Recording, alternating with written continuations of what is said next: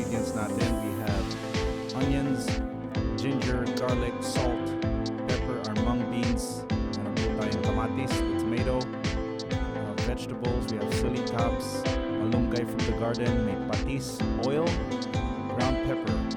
Yan po. First off, what we're gonna do is boil the mung beans in our pressure cooker.